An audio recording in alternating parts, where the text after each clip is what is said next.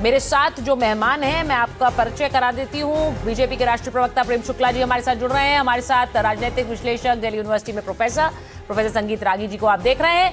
Doctor अजीज खान साहब है, राष्ट्रीय प्रवक्ता समाजवादी पार्टी, स्क्रीन पर आपके। इमरान सोलंकी हैं, अध्यक्ष हैं बंगाल MIM के। और संजय शर्मा जी हैं, राष्ट्रीय प्रवक्ता है TMC के। बहुत बहुत स्वागत है आप सभी का। लेकिन मैं सबसे पहले सोलंकी साहब आपके पास आ रही हूँ। मुझे ये बताइए इमरान जी कि जिस तरह से आपके नेता ने आज कह दिया कि हम M फैक्टर हैं, मुसलमानों का फैक्टर हम ही हैं, तो ये अब इसको ये मत कहिएगा कि ये तुष्टीकरण भी नहीं है, ये पोलराइजेशन भी नहीं है, ये राजनीति भी नहीं है, ये है क्या?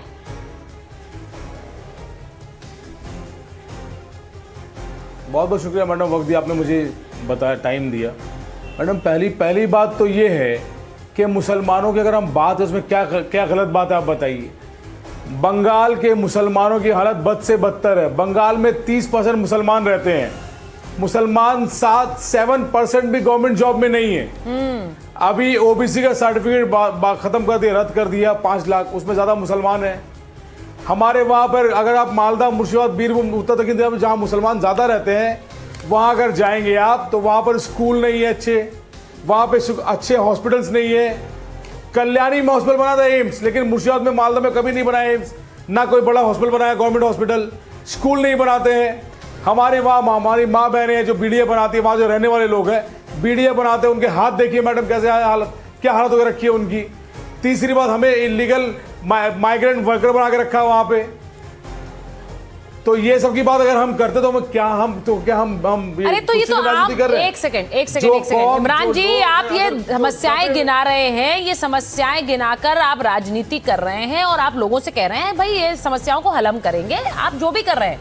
लेकिन मैंने सिर्फ ये पूछा कि खुलकर कहना हम M फैक्टर है। अब यहाँ प्रेम शुक्ला जी बैठकर खुलकर आज ये कहने लग जाए कि हम H फैक्टर है, सिर्फ हिंदू फैक्टर। आपसे पूछ रही हूं, तो आप इन्हें क्या कहेंगे?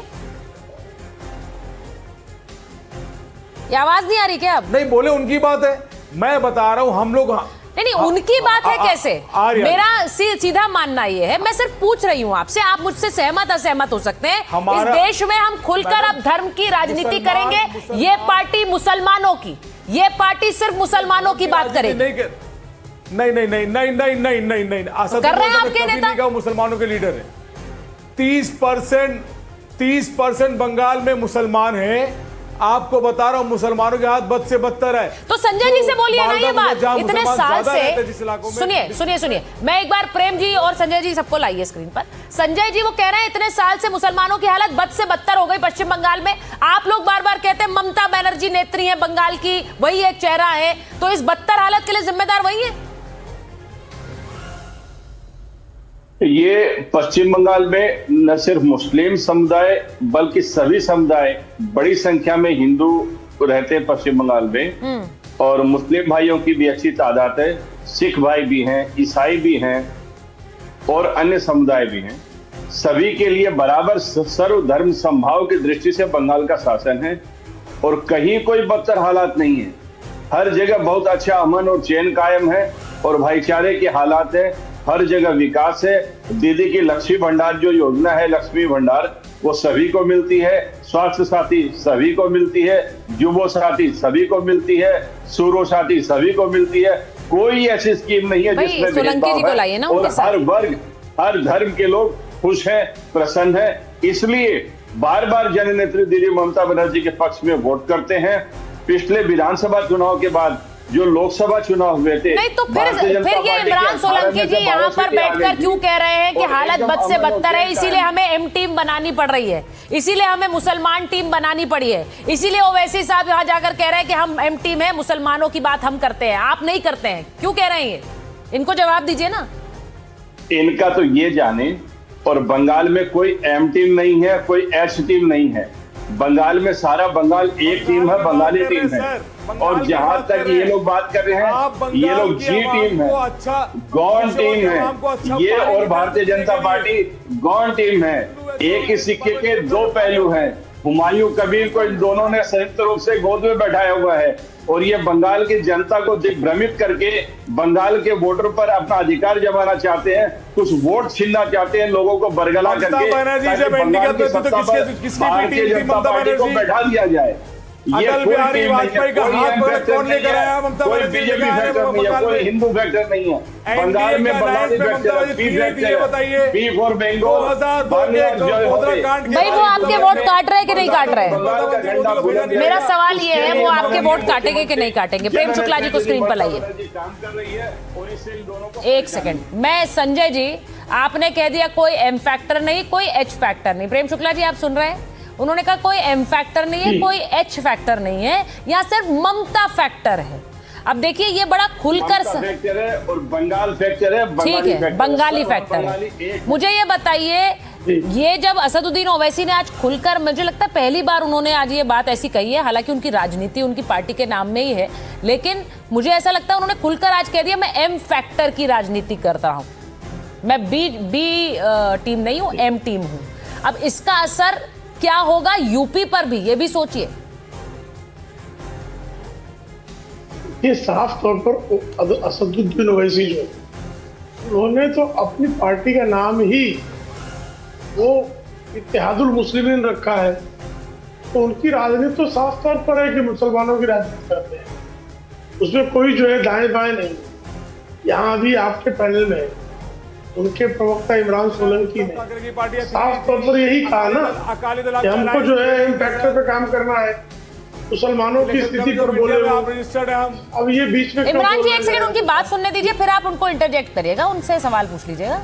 हाँ प्रेम जी बोले। देखिए अभी इन्होंने मुसलमानों के हालात पर ही चिंता व्यक्त की ना, श्रीमान इमरान सोलंकी ने बंगाल में मुसलमानों की हालत बद से बदतर है, इस फैक्ट पर उन्होंने बात रखी।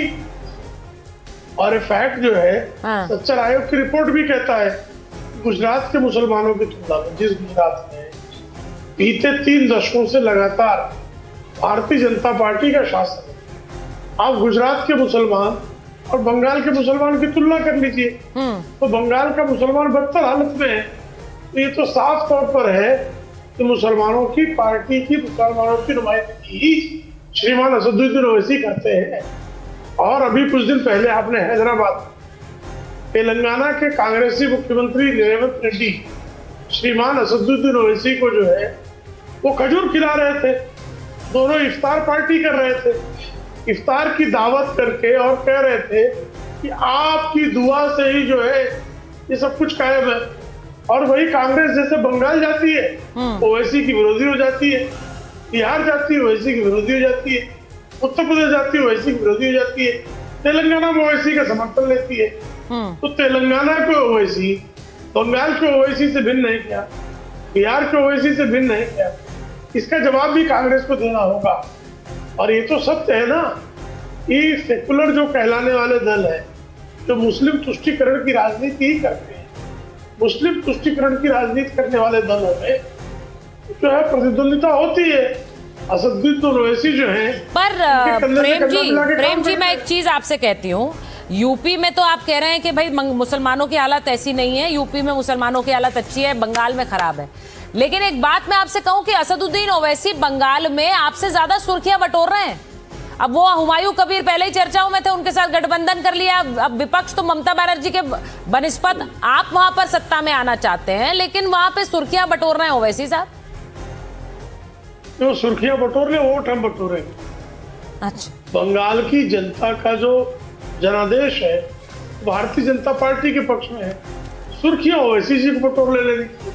ममता बनर्जी का हाथ दोनों तरफ खाली रहेगा अगर यही दशा रही तो, न सुर्खियों में रहेगी न जनादेश में रहेगी।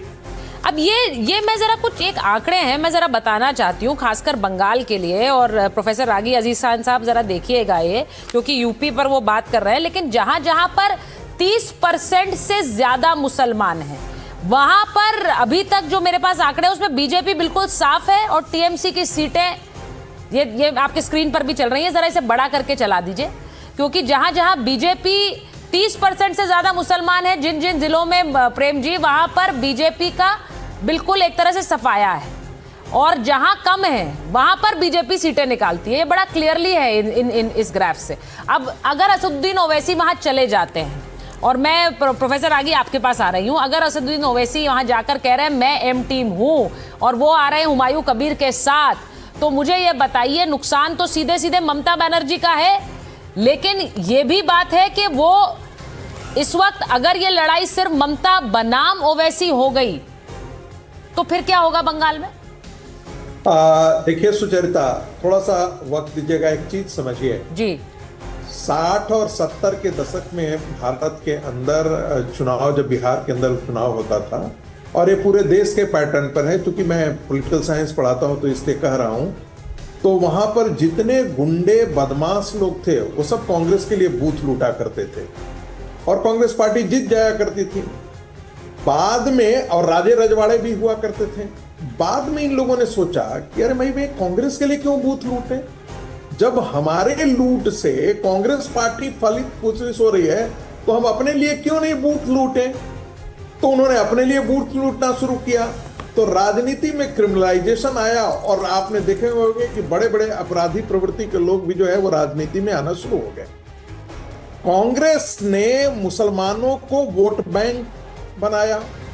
मुसलमानों ने अब सोचा कि भाई इतने दिनों तक हमने कांग्रेस पार्टी को खाद पानी दिया है, तृणमूल को खाद पानी दिया है, अब हमारी जनसंख्या बढ़ी है, हम अब 15% नहीं रह गए हैं, हम 9.4% नहीं है, हम 30% हैं, और 30% में मैं अपनी राजनीति क्यों नहीं करूं। तो अब इनके लिए दर्द शुरू हुआ। इनके लिए हुआ कि ये सेकुलर वोटों का बंटवारा है। मजेदार बात आप जरा देखिए, ओवैसी सेकुलर हो जाते हैं, फुरफुरा शरीफ सेकुलर हो जाते हैं, जितने रेडिकल मौलाना हैं वो सब सेकुलर हो जाते हैं। यदि हिंदू वोट गोलबंद होता है तब कहते हैं हिंदू वोट। यदि कोई हिंदू पार्टी आ जाए, शिवसेना लड़े, तब ये नहीं कहा जा सकता कि भारतीय जनता पार्टी को काटने के लिए हिंदुत्व का वोट खड़ा किया जा रहा है। लेकिन मुस्लिम पार्टी यदि खड़ी हो जाती है तो इन जितने सेकुलर दल है, गिरोह मैं इनको बोलता हूं, इनके पेट में दर्द शुरू हो जाता है कि अब एक नई पैरेलल। मेरा कोई ओवैसी के प्रति सब हमदर्दी नहीं है, मैं ओवैसी को आधुनिक भारत का पोस्ट पार्टीशन जिन्ना मानता हूं, और जो उनकी डीएनए है उसमें वही खान सोलंकी जी। लेकिन आखिर जब बबूल आप बोएंगे तो आम कहां से मिलेगा। ये लोग सोचते थे कि बांग्लादेशी मुसलमान आकर के, सीपीएम सोचती थी कि बांग्लादेशी मुसलमान उसका वोट बैंक है। बांग्लादेशी मुसलमानों ने शिफ्ट किया गियर और तृणमूल के साथ मैं आ रही हूँ आज वही बांग्लादेशी मुसलमान और पूरा मुस्लिम कम्युनिटी लगा कि यार बंगाल में हम 32% के आसपास हैं, 30% के आसपास हैं, हम हम अपने बोल रहा था सबको न्यू जिंदा, और यदि वो कल जाकर के तो वो एक पैरेलल आप सुन रहे हैं रागी जी वो क्या कह रहे हैं? वो कह रहे हैं आप कैसे कह सकते हैं उन्हें जिन्ना। वो इस पर आपत्ति जता रहे हैं कि आप उन्हें जिन्ना कैसे कह सकते हैं। अगर मैं वो गोडसे क्या कैसा आपको लगेगा? अगर मैं वो गोडसे बोलूं तो कैसा लगेगा आपको? मैं क्या बात कर रहा हूं? जिन्ना बोल रहे हैं। कहता हूं ऑपरेशन सिंदूर में जिसने देश का नाम रोशन किया, मुसलमानों, सर मेरी बात सुनिए, ऑपरेशन सिंदूर में जिसने देश के बाहर जाकर देश का नाम रोशन किया, अब उसको जिन्ना बोल रहे हैं। कैसे अलाउ कर रही है? इनको तोड़ने वाला खानदान है, देश के सर्वश्रेष्ठ नेता है, देश के बेस्ट पार्लियामेंटर का अवार्ड अपने दिया उसे। ठीक है, 4 बार बस मैं एक बार सुनिए मैं उसी कैटेगरी में मान करके चलता हूँ। वैसी की पार्टी वो बंटवारे वाली लाइन की बात कर रहे हैं। अब ये देखिए ये डिबेटेबल है, आप ये मानेंगे वो ये मानेंगे, ये डिबेटेबल है। लेकिन मैं एक बार डॉक्टर अजीज खान के पास जा रही हूँ। सुनिए मेरी बात। देखिए जो खुलकर एम फैक्टर की बात कर रहे हैं उस पर डिबेट तो होगी ना सोलंकी जी। इमरान सोलंकी जी आप इस पर क्यों खुलकर नहीं डिबेट करेंगे? वो खुलकर कह रहे हैं मैं एम फैक्टर हूं। उन्होंने एक सवाल पूछा, सुनिए, उन्होंने एक सवाल पूछा, जो हिंदू हित की बात करेगा, जो हिंदू फैक्टर की बात करेगा, उसे आप कैसे लेंगे? हम सिर्फ हिंदुओं की राजनीति कर रहे हैं, हम एच फैक्टर है। ये बोले कोई तो क्या बोलेंगे? मैं वही बोल रहा हूँ, मैं आपको बोल रहा हूँ, क्या शुभेंदु अधिकारी के नेता नहीं बोलते हैं? क्या बोलते हैं? क्या हम हिंदुओं का वोट लेते हैं? हाँ। क्या मोदी, क्या बोला हम हिंदू का वोट रामनवमी शुरू करेंगे, हम हिंदू का वोट लेके करेंगे, हम हिंदू के त्यौहार में शुरू करेंगे।